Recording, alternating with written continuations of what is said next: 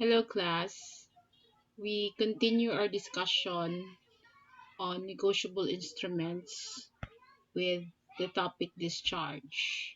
So, grounds for discharge of the instrument under Section 119 would be five grounds. First of which is payment in due course by or on behalf of the principal debtor or by the party accommodated, where the instrument is made or accepted for accommodation. We do this at or after maturity of the instrument. To whom? To the holder thereof or his authorized representative, or Section 88. There should be good faith and that the person making payment has no notice of defect in his title. Second ground for discharge would be intentional cancellation thereof by the holder. Third, any act in which will discharge a simple contract for the payment of money. So what are these other acts? It could be condonation or remission, such as voluntary surrender of the instrument, rescission of the contract for which the negotiable instrument has been issued.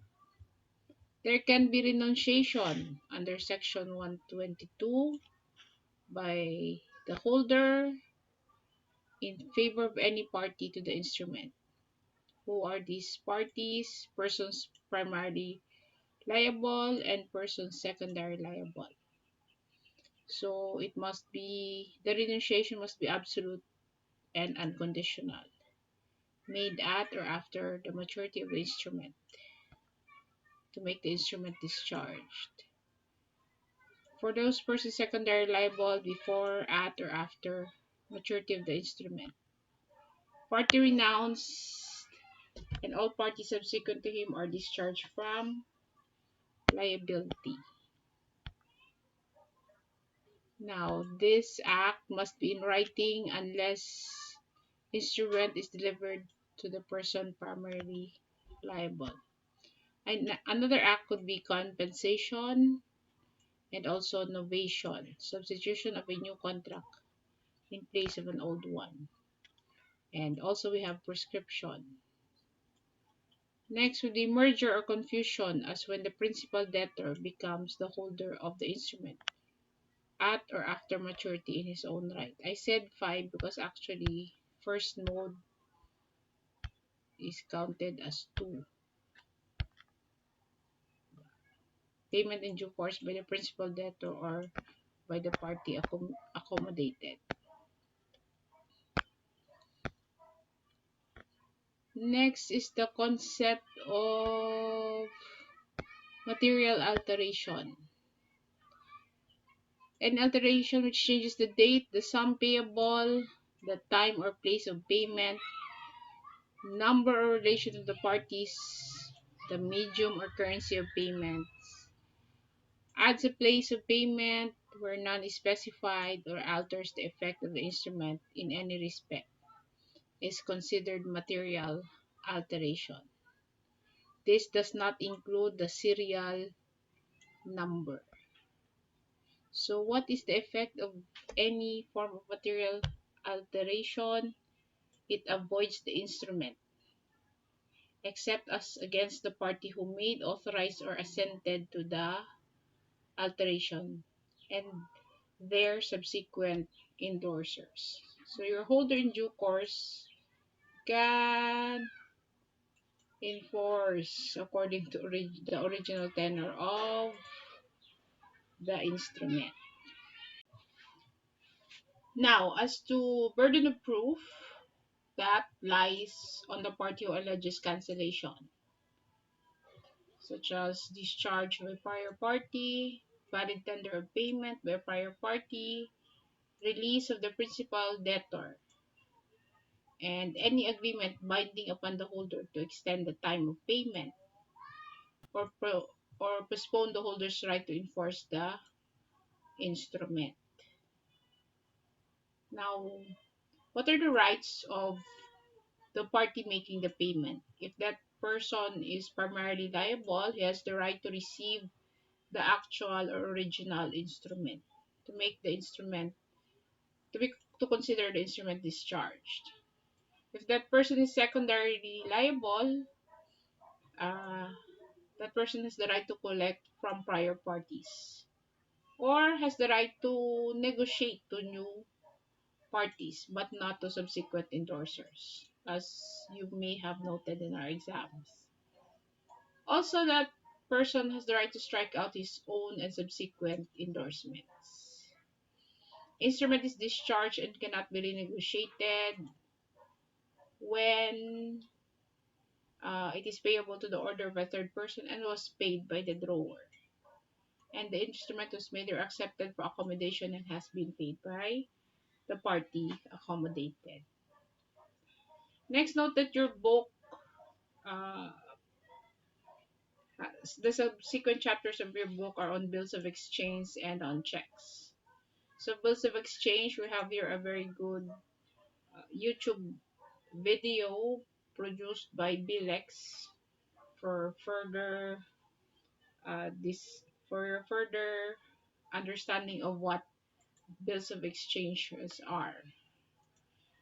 But under this chapter, we have the concept of acceptance, which is a signification by the drawee of his assent, or like the word acceptance, to the order of the drawer. Now, this acceptance must be in writing and signed by the drawee. It must not express that the drawee will perform the promise by any other means. It is limited, therefore, to just the payment of money. There is a presumption that this acceptance is unqualified or absolute. Of course, acceptance can be in the following manner: conditional, dependent upon the fulfillment of a condition therein stated. It can be partial, pay only the amount of which the bill is drawn. It is local, at a particular place, qualified as the time. And the acceptance of some, one or more of the drawees, but not of all. As to time of acceptance, our drawee has 24 hours after presentment in which to decide whether or not to accept the bill. Once acceptance is given, the date that should be noted would be the day of presentation. Now, presentment for acceptance is mandatory where the bill is payable within a fixed period after sight, or in any other case when the presentment for acceptance is necessary in order to fix the maturity of the instrument. Also, where the bill expressly stipulates that it shall be presented for acceptance. And where the bill is drawn is payable elsewhere than the residence or place of business of the drawee. Now you need to differentiate between presentment for acceptance, and presentment for payment. When you say presentment for acceptance, it is the production or exhibition of a bill of exchange to the drawee for his acceptance. Then next, the drawee will signify his assent to the order of the drawer. Presentment for payment, on the other hand, is the presentation of the instrument to the person primarily liable for the purpose of demanding and receiving payment. So, time presentment, where the instrument is payable to fixed or determinable future time, must be on the day it falls due. Where it is payable on demand, promissory note within a reasonable time after its issue. As for bill of exchange, I need to distinguish these two. For bill exchange within a reasonable time after the last negotiation. Now, time of maturity for time of presentment. Every negotiable instrument is payable at time fixed therein without grace. Now, when the day of maturity falls on a Sunday or a holiday, The instrument is to be presented for payment on the next succeeding business day. When the day of maturity falls on a Saturday, the instrument is payable at a fixed determinable future time. Presented for payments is the next succeeding business day. If Saturday is not a business day for the Joey. When the maturity falls on a Saturday and the instrument is payable on demand, at the option of the holder, be presented for payment before 12 noon on a Saturday, when the entire day is not a holiday, or the next succeeding business day. Okay. How do we compute the number of days? So excluding the day at which the time is to begin to run and including the date of payment. So we start counting. We don't count the day the instrument was basically created or made, and then you also but you include the date of payment. This applies to instruments which are payable at a fixed period after date, after sight, after the happening of a specific event. Now, place of presentment, the place specified, if none, by the address of the person to make payment. If no place is specified or address is not known, the usual place of business or residence of the person to make payment. In any other case, if presentment to person cannot be ascertained, the place of business cannot be ascertained, wherever he can be found, or if presented at his last known place of business or residence.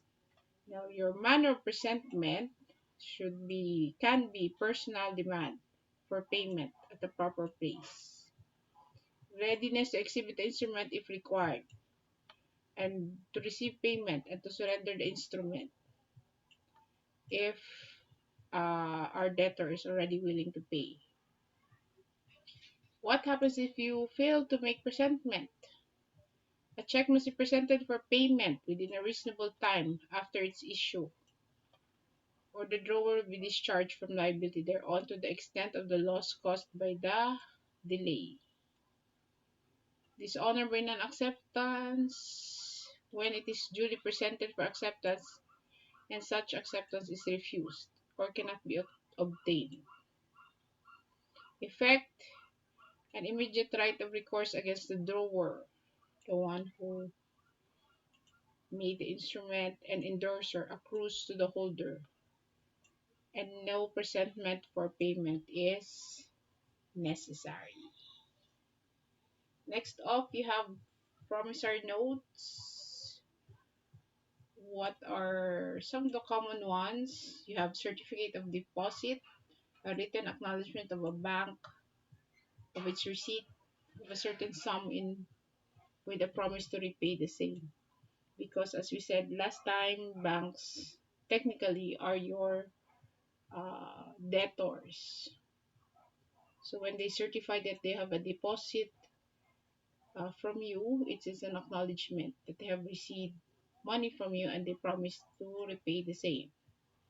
Bonds are certificate or evidence of debt on which the issuing company, not only companies, it could be a governmental body or even your local government, who promises to pay you as holder a specified amount of interest for a specified length of time and to pay the principal loan on the expiration date. Another form of promissory note is a debenture, a promissory note or bond backed by the general credit of a corporation and usually is not secured by a mortgage or lien on any specific property. Again, as for checks, you already should know by now it is a bill of exchange drawn from a bank payable on demand. Everybody should be familiar with what a stale check is, one which has not been presented within a reasonable time. For our case, that is usually 6 months. Death of the drawer of a check with the knowledge of the bank revokes the authority of the banker to pay, and our tax laws come into force. Need not be presented for acceptance. What are these kinds of checks? Again, by now you should be familiar with what are manager's check or cashier's check drawn by a bank on itself. So once these types of checks are presented, there is judicial recognition actually that is this is drawn by the bank on itself, wherein the bank has the primary obligation to pay, and there is presumption of sufficiency of funds. Next, we have memorandum checks, like an ordinary check, except for the use of the word memorandum or any variant on the face of the check. Not to be presented for payment, but will be redeemed by the drawer himself. A certified check. A proper officer of the bank certifies that the check will be paid when duly presented for payment. So it's quite similar with managers or cashiers check. Cross check are checks that has two parallel lines across. When you see this, you know that the instruction is for deposit of the account holder only. We also have traveler's check, where the purchaser's signature must appear twice. This is used by someone who travels to other countries or maybe other regions and would use this as a mode of payment for his or her transactions. So the first time the signature would appear would be on the time that he buys the traveler's check, and second would be when he uses it. So that's it for your negotiable instruments.